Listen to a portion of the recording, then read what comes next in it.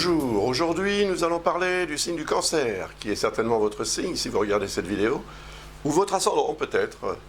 En tout cas, voilà, je vais analyser, ou tenter d'analyser tout au moins, essayer de comprendre comment les influences planétaires en transit autour du zodiaque peuvent avoir une incidence dans la vie des natifs du cancer ou ascendant cancer.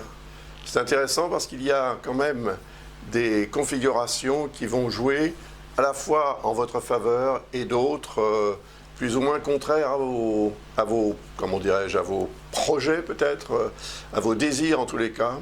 Mais bon, c'est la vie comme on dit, hein, il faut s'adapter. Et je pense que 2020 a été une année très importante de ce point de vue-là d'ailleurs pour vous. Hein, l'adaptation aux circonstances indépendantes de votre volonté auxquelles vous avez dû faire face. Il y en aura d'autres peut-être en 2021, mais je pense que ce sera quand même une année plus légère. En tout cas, il faut l'espérer. Voilà, donc je vais commencer ce tour d'horizon des transits planétaires les plus importants, à mes yeux tout au moins, à partir de Jupiter et Saturne. Ce sont les deux premières planètes que je vais analyser, et ensuite on continuera avec les autres. Jupiter et Saturne vont changer de signe. Voilà plus d'un an, quand ça se terminera, que Jupiter transitait le signe du Capricorne, où il est entré au début du mois de décembre 2019. Il va en sortir le 19 décembre 2020. Donc c'est effectivement un transit qui aura duré un peu plus d'un an, mais il y aura déjà eu une incursion dans le signe du Verseau en 2019. Si vous voulez en savoir plus à ce sujet, regardez la vidéo qui... non, pas en 2019, en 2020. Donc regardez la vidéo qui correspond à 2020 et vous aurez des informations au sujet de Jupiter, entre autres, bien sûr. Jupiter et Saturne vont tous les deux changer de signe. Saturne est en Capricorne actuellement. Nous sommes aujourd'hui le 7 août, hein, donc je fais ces vidéos un peu en avance. 7 août 2020, bien sûr. Et donc Saturne est en Capricorne depuis le 21 décembre 2017. Il va donc y séjourner jusqu'au 17 décembre de cette année 2020.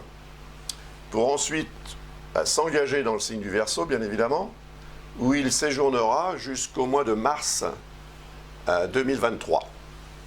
Donc Jupiter va changer de signe également 2 jours plus tard, et en fait ces deux planètes vont être conjointes, comme on dit, former une conjonction dans le signe du Verseau dans les premières semaines du mois de janvier, sachant que Jupiter va se déplacer assez rapidement dans le signe du Verseau pour atteindre le signe des Poissons le 13 mai.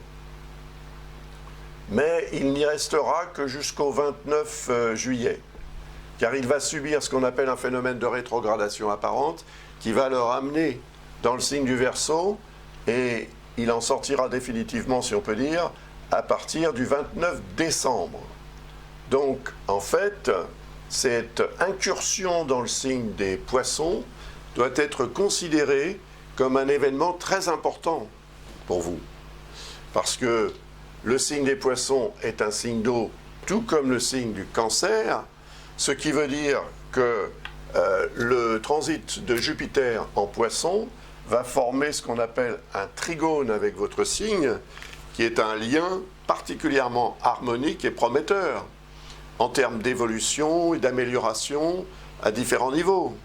Et je pense que 2021, donc, pendant le transit de Jupiter en Verseau, vous allez devoir vous préparer à cette évolution qui va s'imposer beaucoup plus concrètement, je pense, en 2022, dès que Jupiter s'installera vraiment dans le signe des Poissons et qu'il formera vraiment un lien harmonique avec votre signe. Parce que pendant cette période de quelques mois, quelques 2 mois et demi, en fait, Jupiter va vous donner un avant-goût, une mise en bouche, ou va vous permettre d'obtenir peut-être plus qu'un avant-goût, en tous les cas une vision concrète et peut-être officielle même de ce que vous allez obtenir lorsqu'il reviendra dans le signe des Poissons le 29 décembre. Et en fait, quand il va revenir dans le signe du Verseau, il va vous permettre vous-même de revenir sur certains détails de l'affaire, entre guillemets, quelle que soit cette affaire ou cette situation, afin d'en régler, d'en gérer tous les paramètres en vue d'obtenir le maximum lorsque Jupiter passera dans le signe des Poissons. Là, on est dans le 8e secteur à partir de votre signe. Le signe du Verseau est le 8e signe, ou de votre ascendant. Donc 1, 2, 3, 4, 5, 6, 7, 8. Et le 8e secteur est relié quand même à tout ce qui concerne votre relation à l'argent dans la société. Ce sont les biens que vous pouvez posséder en commun avec d'autres personnes. Ça peut correspondre aux biens familiaux, par exemple. Le 8e secteur représente votre relation avec la banque, les institutions financières en tout genre, et les intérêts aussi que vous pouvez avoir sur le plan financier, la notion d'investissement aussi, de placement et de retour sur investissement représenté par ce 8e secteur, et également tout ce qui a trait à l'immobilier, par exemple, et ou aux héritages. Donc tout cela peut jouer un rôle très important en 2021. Parce que Saturne va évidemment transiter en Verseau aussi, comme on l'a vu, et il va y rester plus longtemps, il est beaucoup plus lent que Jupiter. Saturne met 29 ans et demi pour faire le tour du zodiaque, alors que Jupiter n'a besoin que de 12 ans pour faire le même circuit. Vous me direz, c'est déjà pas mal, 12 ans. Mais ça veut dire que ce transit de Saturne, dans ce signe du Verseau, comme il précède évidemment son entrée dans le signe des Poissons, Jupiter va vous permettre probablement en 2021, entre le mois de mai et la fin du mois de juillet, d'obtenir une vision concrète et probablement officielle de ce que vous allez probablement aussi pouvoir, obtenir des efforts fournis, des démarches que vous aurez faites en 2021. Et pendant toute l'année 2021, il y aura ce climat en fait d'efforts à faire pour construire ou reconstruire quelque chose dans l'idée d'une évolution, d'un progrès et d'une amélioration. Mais cette amélioration, à mon avis, elle ne verra vraiment le jour qu'en 2022, lorsque Jupiter sera vraiment en harmonie avec votre signe, ce qui lui permettra d'être beaucoup plus favorable. Mais Saturne va prendre davantage de temps pour arriver en Poisson. Et quand il arrivera en Poisson en 2023, eh bien là, il va confirmer en fait l'évolution de 2022, tout simplement. Et ça, c'est quelque chose, à mon avis, sur lequel vous pouvez focaliser et en fait vous organiser pour que cette année 2022 suivie de 2023 soit vraiment des moments et des périodes favorables en termes et intéressantes et positives en termes d'évolution concrète de votre vie avec des répercussions importantes. Parce que en ce moment, Jupiter et Saturne sont en Capricorne, Pluton est également en Capricorne, ça fait déjà un moment que ça dure, et c'est opposé à votre signe ou à votre ascendant, ce qui vous impose aussi, l'opposition impose des remises en question, des limitations, et puis peut-être une tendance aussi à l'augmentation à outrance des problématiques diverses. Donc ça n'a probablement pas été, et ça n'est probablement encore pas vraiment 2020, une année facile. C'est vraiment une année de transformation profonde et de réorganisation. Et donc lorsque Jupiter et Saturne vont changer de signe en décembre pour colorer l'année 2021 de façon, Verseau, c'est-à-dire que le signe du Verseau est représenté par Uranus, eh bien il est fort probable que cela indique une période marquée par un ou plusieurs, mais en tous les cas un changement important, majeur, radical, qui fera parler de lui dans votre vie et qui sera sûrement aussi à l'origine d'une dynamique qui va vous permettre en 2022 de tirer parti de l'effet positif de Jupiter qui précédera évidemment celui de Saturne à partir de mars 2023. Voilà, mais on en reparlera quand on en sera là, c'est-à-dire que j'en reparlerai quand je ferai les prévisions pour 2022 l'année prochaine et l'année d'après pour 2023, bien évidemment. Voilà. Bon, maintenant, je voudrais parler un peu d'une autre planète qui est très importante aussi. Il s'agit d'Uranus. Et vous allez voir pourquoi cette planète est importante. Uranus transite en Taureau. Depuis mars 2019, Uranus est installé en Taureau. Et c'est un séjour qui va durer jusqu'en 2025-26. Donc c'est un long transit d'environ 7 ans. Il intervient de façon plutôt favorable pour le signe du Cancer, parce que c'est un signe de terre, le signe du Taureau, et que ici nous avons un signe d'eau. Et l'eau et la terre sont des éléments compatibles et complémentaires par définition. Ça se comprend assez facilement.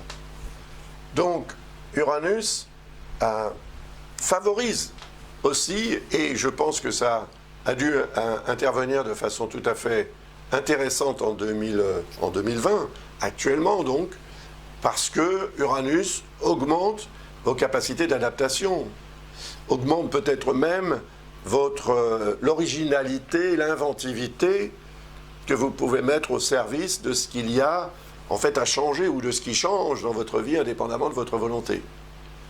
Mais lorsque Jupiter et Saturne vont entrer en Verseau, ils vont traverser le signe d'Uranus, puisqu'Uranus représente ce signe du Verseau. Et ça va créer ce qu'on appelle une dissonance.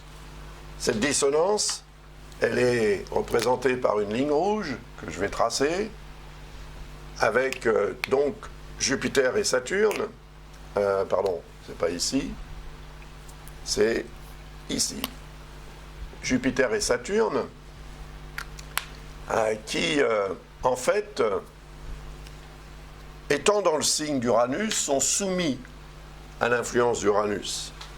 Et il semblerait qu'Uranus ne voit pas ce double transit de Jupiter et de Saturne d'un très bon œil. Il n'est pas vraiment d'accord avec ce transit-là. Mais il va falloir qu'il s'en accommode. Parce que finalement, ce transit est là pour produire le changement, pour préparer sa concrétisation. Et encore une fois, lorsque Jupiter va traverser le signe des Poissons en 2022, il sera en harmonie à ce moment-là avec Uranus. Et il sera également en harmonie avec votre signe. Ce qui veut dire que là, votre signe et Uranus sont actuellement en harmonie et ça va durer jusqu'en 2025-26, signe ou ascendant. Et en 2022, et vous allez le ressentir déjà donc entre le 13 mai et le 29 juillet, comme on l'a vu tout à l'heure, parce que Jupiter sera ici, au début du signe des Poissons, et évidemment, ça va produire immédiatement un lien positif avec Jupiter, qui lui-même sera, à ce moment-là, en harmonie avec le signe du Cancer. Donc ces rapports-là vont vous donner vraiment l'opportunité et la possibilité d'obtenir, je dirais officiellement, parce que Jupiter représente le côté officiel des choses de la vie, et avec certains dynamismes positifs, enthousiasme, etc., une amélioration sensible qui sera d'ailleurs dynamisée aussi par une autre planète dont on va parler maintenant. Il s'agit tout simplement de Neptune.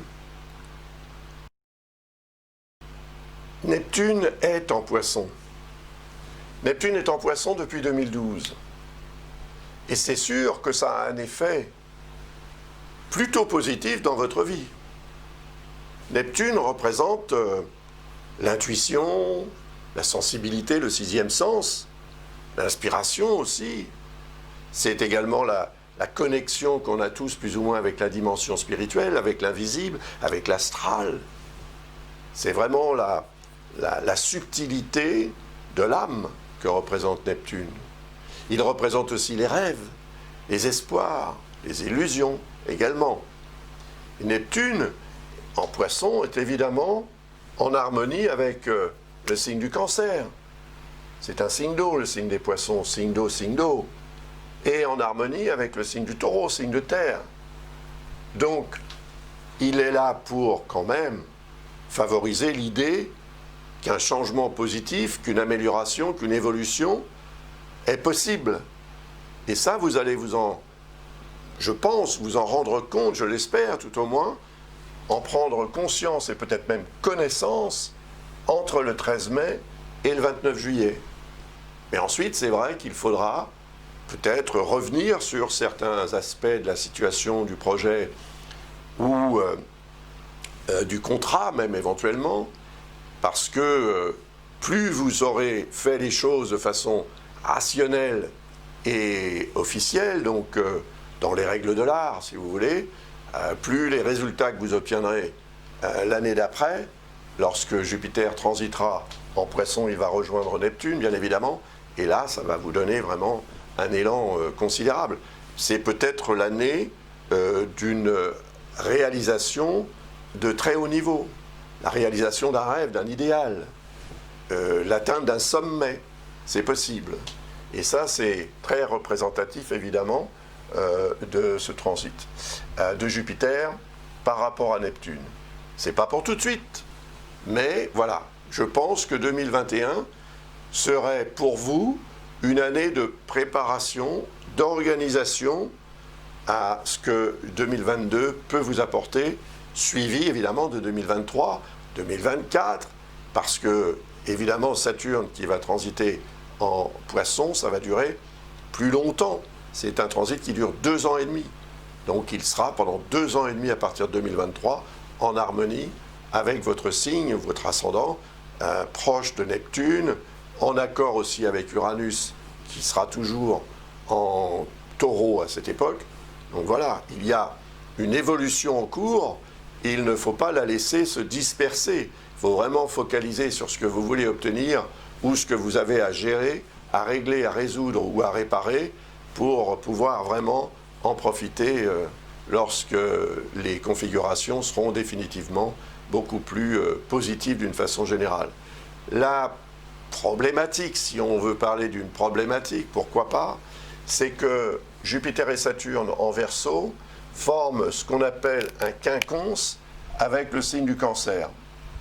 Or, le quinconce est un aspect d'ambiguïté qui peut représenter une tendance à remettre au lendemain plutôt qu'à faire ce qui doit être fait le jour même. Donc, ok, vous allez peut-être mettre dans un tiroir ce que vous avez prévu de faire en vous disant on verra plus tard. Mais vous perdez du temps, et le temps est justement représenté par Saturne.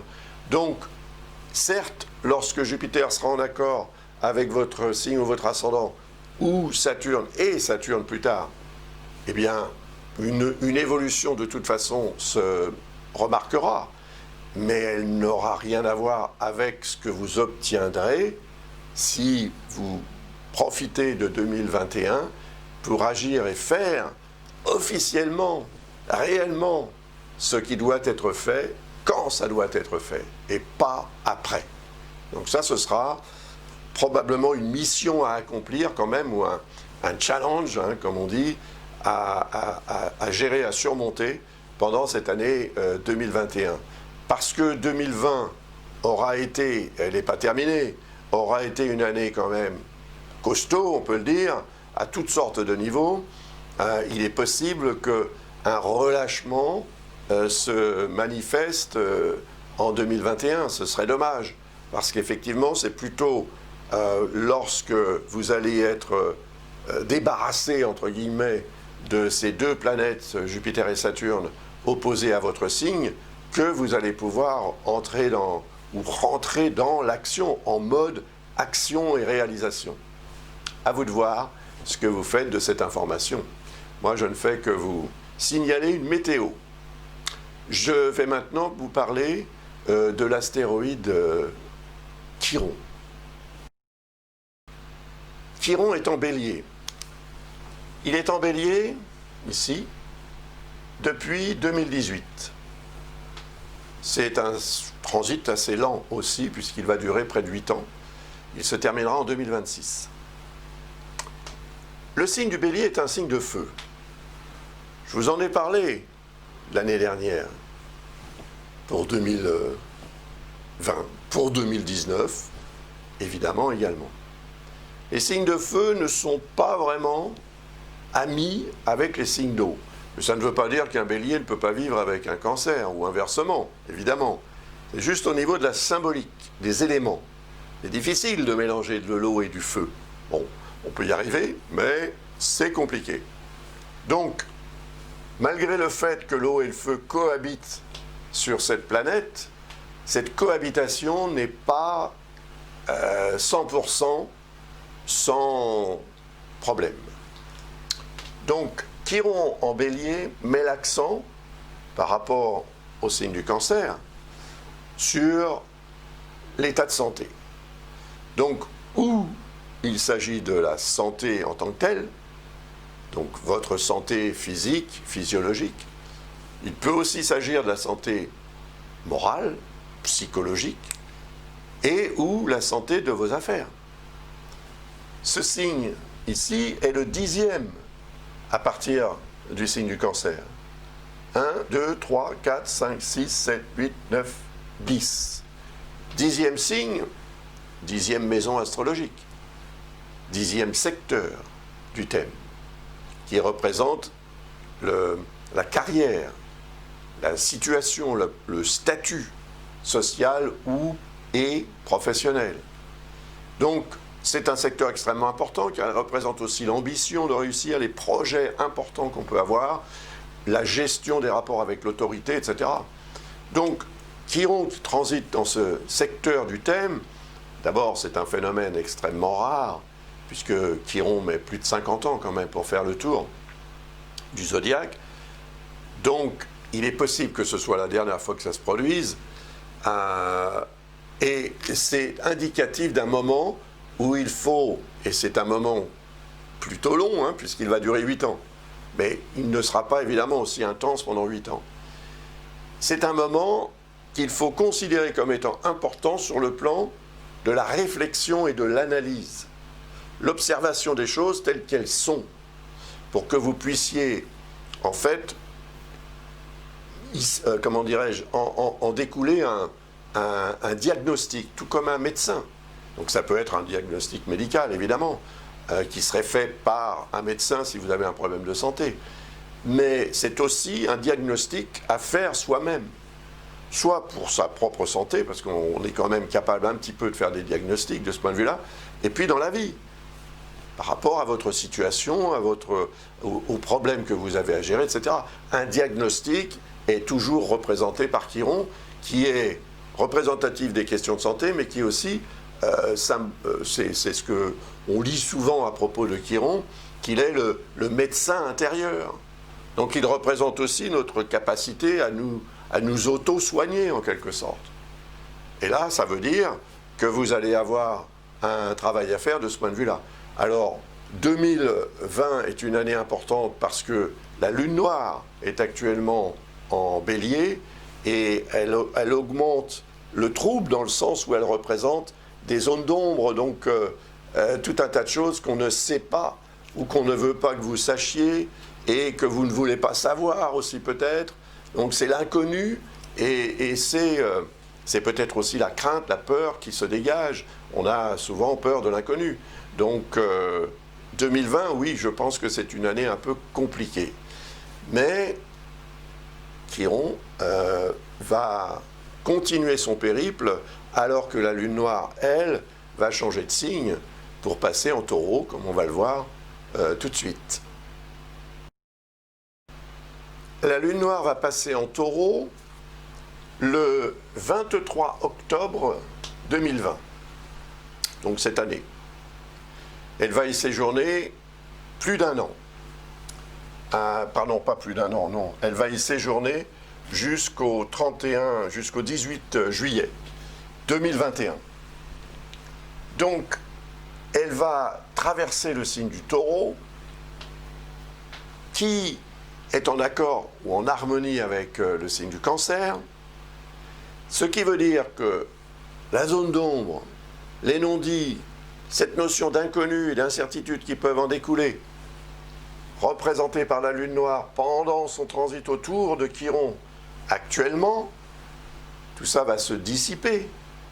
Donc ça peut indiquer qu'un changement positif de positionnement aussi et de point de vue même peut changer radicalement la façon dont votre vie va s'organiser à partir du moment où la Lune noire passera en Taureau, donc à partir du 23 octobre. Au 1er janvier, cette Lune noire aura rejoint la position d'Uranus. Elle se trouvera à 7 degrés 52 du Taureau, alors qu'Uranus se trouvera à 6 degrés 46. Il y a un écart d'1 degré entre les deux. C'est vraiment ce qu'on appelle une conjonction quasi exacte. Alors, que va représenter cette conjonction? Pour vous, je pense que c'est un moment où une révélation va se faire. Et cette révélation va entraîner, évidemment, une modification de votre manière d'agir ou de réagir dans la vie. Alors, ce signe du Taureau est le 11e à partir du vôtre ou de votre ascendant. Il est donc relié au 11e secteur ou à la 11e maison astrologique qui représente la vie sociale, qui représente l'environnement social, à la fois géographique et humain. Donc vos amis, vos relations, etc. Et il est possible que ce soit par le truchement de ces relations que vous avez ou par l'intermédiaire de quelqu'un qui fait partie de votre entourage, qu'une révélation ou un changement ou que la lumière, tout à coup une solution ou même une, comment dirais-je, une réponse à une question que vous vous posez peut-être depuis déjà longtemps, va changer complètement la donne, comme on dit. Hein. Bien que, évidemment, cette conjonction soit quand même et toujours en dissonance avec Jupiter et Saturne en Verseau. Ça reste actif. Et cette dissonance, elle est là aussi pour remettre en question, pour forcer un changement officiel, Jupiter, et un changement qui peut prendre du temps et qui peut vous paraître un petit peu lourd à porter et à assumer, mais qui en vaut la peine. C'est ça qui est intéressant aussi à prendre en considération. Il en vaut la peine, ce changement. Car la Lune noire, évidemment, on a vu qu'elle allait changer de signe le 18 juillet. À la fin de l'année, elle sera à 18 degrés 25 des Gémeaux, ce qui veut dire qu'en 2022, elle va passer en Cancer. Elle va passer dans votre signe. Et elle sera toujours en harmonie avec Uranus, elle sera toujours en harmonie avec Neptune, et évidemment, elle sera aussi en harmonie avec Jupiter qui sera dans ce secteur-là. Donc, je pense que ce que vous ne savez pas aujourd'hui, vous allez l'apprendre. Peut-être pas entièrement, mais ce que vous allez apprendre, ce que vous allez éventuellement même, on peut dire, découvrir, vous aidera considérablement à faire la lumière sur tout ce qui peut vous sembler confus et peut-être un peu sombre, voire un peu morbide, pour évoluer de façon positive. Donc il y a un potentiel. À vous, maintenant, ce sera, je pense, l'une de vos missions en 2021, c'est faire fonctionner vraiment ce qui a tendance à abonder dans votre sens, au niveau énergétique. Et donc, à partir du moment où vous considérez qu'effectivement, il y a un potentiel, il faudra vraiment vous y accrocher pour que, au moins en 2022, vous commenciez à en tirer les avantages de multiples façons, mais de façon, à mon avis, officielle. Voilà. Donc maintenant, on va parler de Mars. Mars est un astre très important. Donc ce sera la deuxième partie de cette analyse assez longue qui va donc me permettre de vous donner des informations au sujet des transits de Mars au fur et à mesure que cette planète va tourner autour du zodiaque Pas entièrement d'ailleurs, puisqu'il lui faut 2 ans pour faire ce tour du zodiaque, mais tout ce que vous allez pouvoir gérer comme, disons recevoir comme information peut vous être utile aussi, parce que c'est une planète majeure, il faut bien le dire. Et je parlerai également de Vénus, et puis des rétrogradations de Mercure. Ce sera pour la deuxième partie de cette vidéo. À tout de suite donc. Merci encore de votre intérêt et de votre attention. Au revoir.